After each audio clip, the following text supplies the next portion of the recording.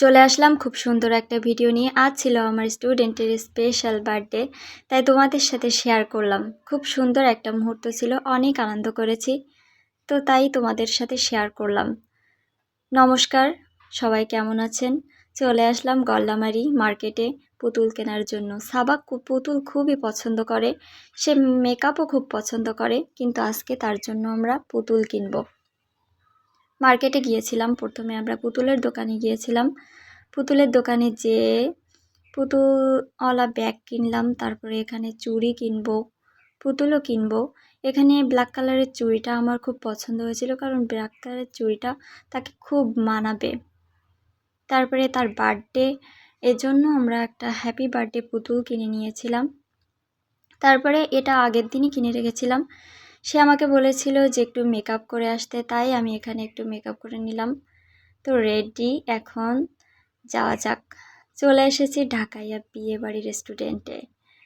এখানে ডেকোরেশনটা খুবই গর্জিয়াস ছিল। ঢুকে গেলাম ভিতরে। এখানে বড় করে লেখা যে welcome to Saba 6 years birthday party. Saba একটা প্রেটি গার্ল। সাবার জন্য সবাই আশীর্বাদ করবেন যেন ওর মা বাবার মতো ও একটা ডাক্তার হতে পারে, কারণ সাবার মা বাবা দুইজনই ডাক্তার। এখানে ডেকোরেশন দেখছিলাম আমি ভিতরে ঢুকে ভাবছিলাম যে সবাই হয়তো চলে এসেছে, কিন্তু এসে দেখি কেউই নাই। সাবা আমাকে বলছিল যে ম্যাম 7টা থেকে প্রোগ্রাম শুরু, এজন্য আমি খুব দ্রুতই চলে এসেছিলাম, কিন্তু এসে এখানে কাউকেই আমি পাইনি। এজন্য এসে আমি একা একা ভিডিও করে নিচ্ছিলাম। তো প্রথমে আমি ফিল্টার ছাড়া ভিডিও করছিলাম, তারপরে ডেকোরেশনটা খুব গর্জিয়াস ছিল, এজন্য পরে আমি ফিল্টার দিয়েই ভিডিও করছিলাম। চলে আসলো সাবা আমাদের মাঝে। সাবাই এসে সবাইকে হাই দিয়ে দিল। তারপরে সাবা আমাকে বলছে যে লিপস্টিক দেওয়ার কথা, যে লিপস্টিক দিয়ে আসতে বলছিলাম, কম হয়ে গেছে, তাই সাবা নিজেই আমাকে লিপস্টিক মাখিয়ে দিচ্ছে। এখানে সাবার আমি খুব সুন্দর একটা মুহূর্ত উপভোগ করেছিলাম, আমার খুবই মজা লাগছিল ওই সময়। এখানে কিছু ছবি তুললাম, তারপরে একে একে গেস্ট চলে আসলো, ফটোগ্রাফার চলে আসলো।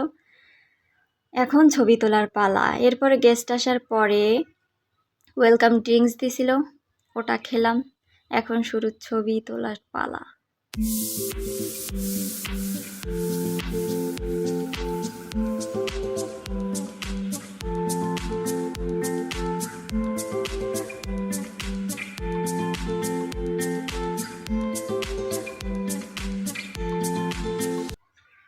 এখানে বার্থডে কেক কাটার জন্য বার্থডে গার্ল রেডি এবং বার্থডে কেকও রেডি। এখন সাবা কেক কাটবে। সেই সন্ধ্যা থেকে সাবা ওয়েট করছে কখন সে কেক কাটবে এবং সে কেক কখন খাবে। এখানে সাবার আম্মু আব্বুর সাথে সাবা এখন কেক কাটবে এবং কেক কাটার পরে সে সবাইকেই কেক খাওয়াবে। এটা একটা সুন্দর মুহূর্ত ছিল। সাবার বার্থডে ছিল মূলত আজকে শনিবারে, কিন্তু ওর মা বাবার ছুটির দিন ছিল শুক্রবারের জন্য গতকালকেই ওর বার্থডে সেলিব্রেটটা করা হয়েছিল।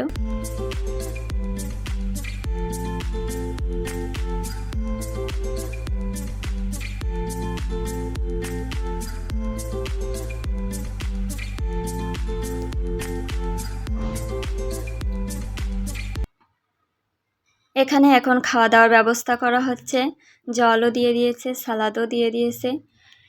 এখানে সবাই খাওয়া দাওয়া করছে, শুধু আমি বাদে। এখানে প্রথমে আমাকে মাটন দিয়েছিল, কিন্তু মাটন আমি খাই না, আমি চিকেন বিরিয়ানিটা খাই। এজন্য আমি দিদিকে বলছিলাম যে দিদি এতগুলো নষ্ট করে তো লাভ নেই, তাই দিদি আমাকে চিকেন বিরিয়ানি এনে দিল। এখানে সাবা আমি মিলে এখানে বিরিয়ানি খাচ্ছিলাম। খাওয়া দাওয়ার পর্ব খুব ভালো গেল। আসলে একটা সুন্দর মুহূর্ত ছিল, খুব সুন্দর একটা সময় উপভোগ করেছি সাবার সাথে।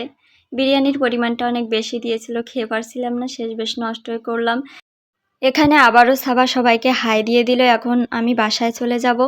ভালো লাগলে লাইক কমেন্ট শেয়ার করতে ভুলবেন না। টাটা।